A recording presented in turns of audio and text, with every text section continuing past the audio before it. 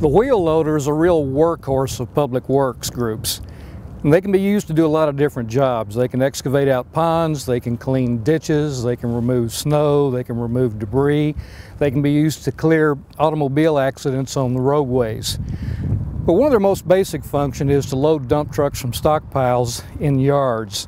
And we have a yard set up here, and what we want to demonstrate in this video today is the correct way to load a dump truck from a stockpile. It's fairly basic, but it has to be done right to maximize the efficiency of the machines, to do it safely, and to help public works just do their jobs.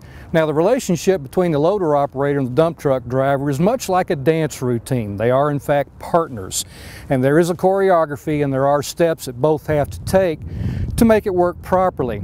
And we're going to demonstrate how to do that, and we're going to show you perspectives both from the driver's seat and from the operator's seat, because as they make their approach onto the site, there are things they have to assess immediately. Is the approach route safe? Are there ruts? Are there soft spots? Are there underground utilities? Are there overhead utilities? Because power lines have caused many accidents in dumping procedures and in loading. If the operator or the dump truck driver get busy and lose track of where the overhead power lines may be, an electrocution may occur. So site assessment is part of it. Also, where do we approach from? Where do we back up? Where do we position the machine? Maybe a spotter can be used in these operations, or the dump truck in some cases may arrange itself and elevate the bucket to where they provide a target for the driver to back under. There are a lot of steps and there are a lot of ways to do it. We're going to demonstrate the very basic approaches to doing that today.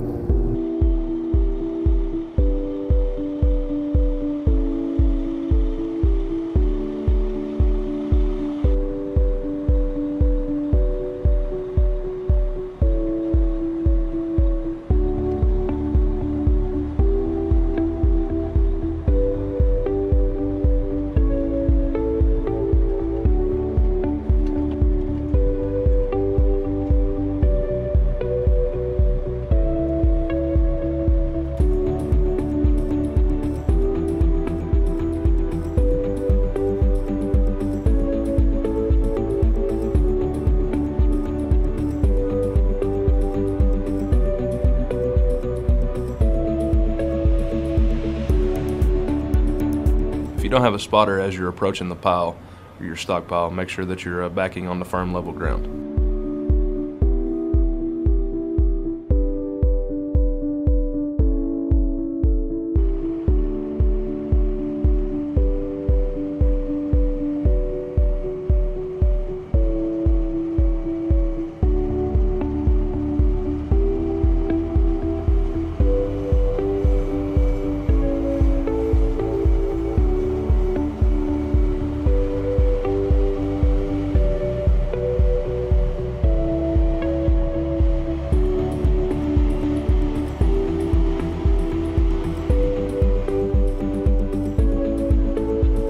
So after you get a full bucket of material, you want to make sure as you're backing up you shake the excess off, that way you don't track it all the way to the truck. Leaves piles, leaves you unstable, so just make sure that everything is good and clean, nothing's falling out of the bucket. So as you're approaching the truck to load, make sure that you keep your bucket low enough that the truck is visible until you get within a reasonable distance from it before you start raising the bucket up. Once the bucket's raised, obviously, as you can see in this, it blocks the view. So make sure that you are approaching slow and don't get too fast so you don't run into the side of the truck. So as you can tell, we demonstrated there that the bucket was entirely too high while approaching the vehicle. So this is about the correct height that you want to approach the truck at before you load it, so nothing is obstructed. So if the driver's standing on the steps, as this guy is, make sure you don't approach the vehicle. Make sure the driver is in the vehicle and present. If he's not in the vehicle, make sure you look around, make sure you can find him or have a spotter find him before you approach the vehicle.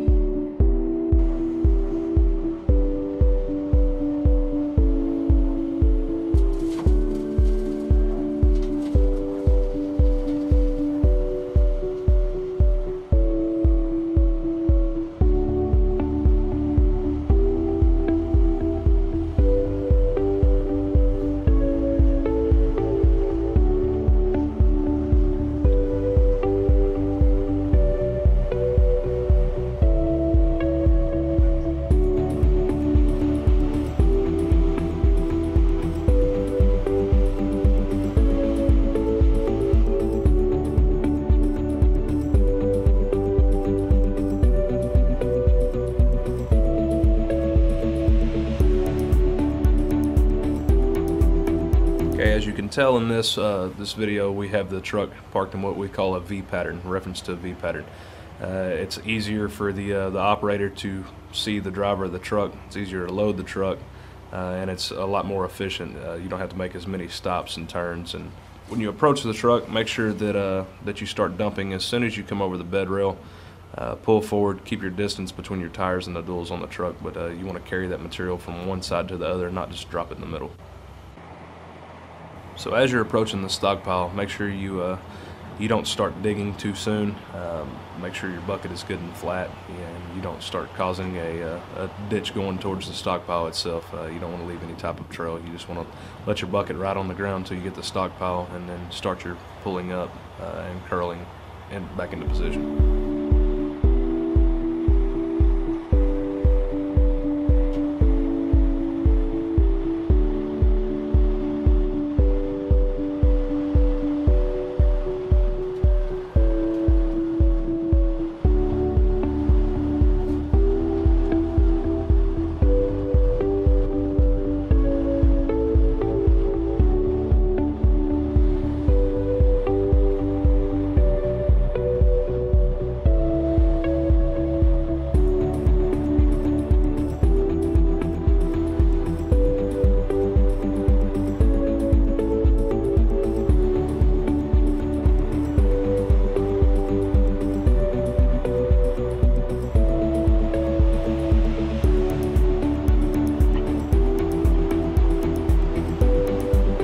Also, make sure when you're going into your stockpile that you're back into a lower gear.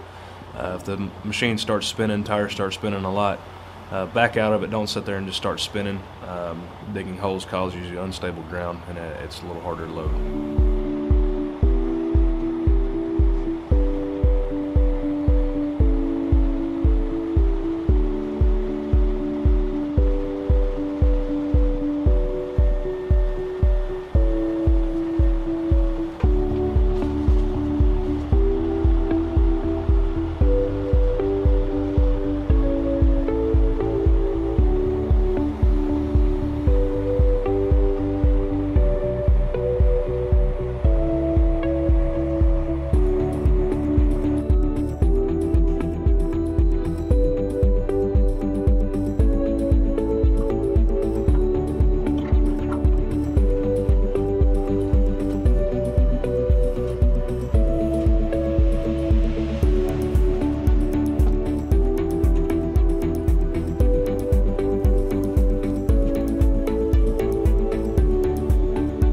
As you're backing up, make sure you're looking in your mirrors, turning around, actually physically looking behind you.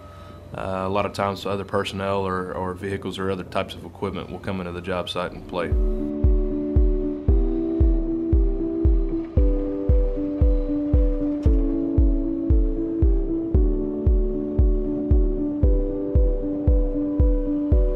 Okay, when you think that the truck is fully loaded, sometimes, or getting close to being fully loaded, you want to make sure that you actually do top it off. It doesn't always take a full bucket, but as you can tell here, we're demonstrating, just make sure that it gets full, not too overly compacted or too full.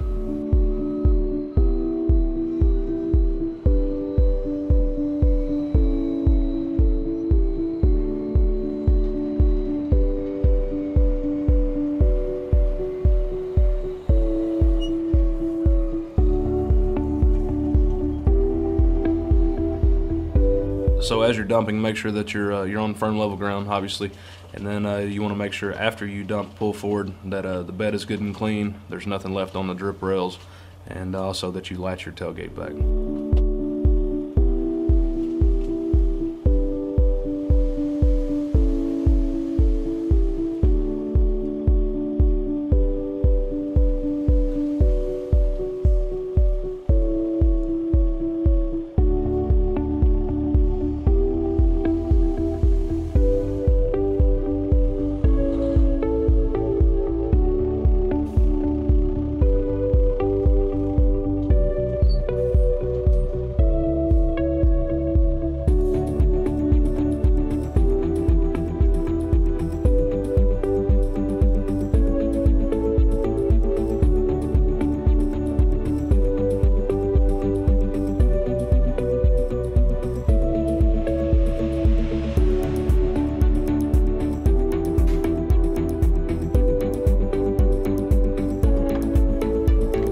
dump, what you want to do is make sure your PTO is engaged.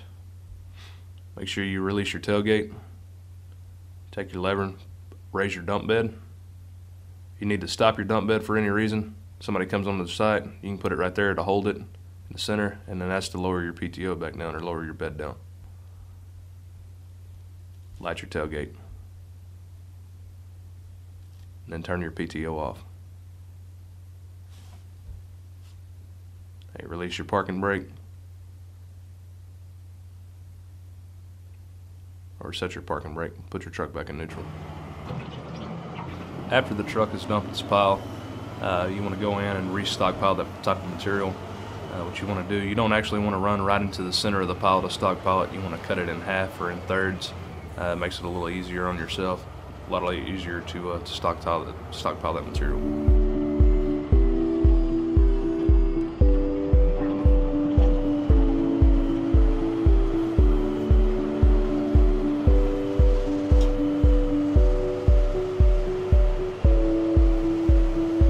Okay, as you're stockpiling this material, don't be too concerned about carrying all the material up to the top of the stockpile at first. Get everything over to where the stockpile base is, and then you can worry about carrying it all the way to the top. It makes it a lot easier on yourself.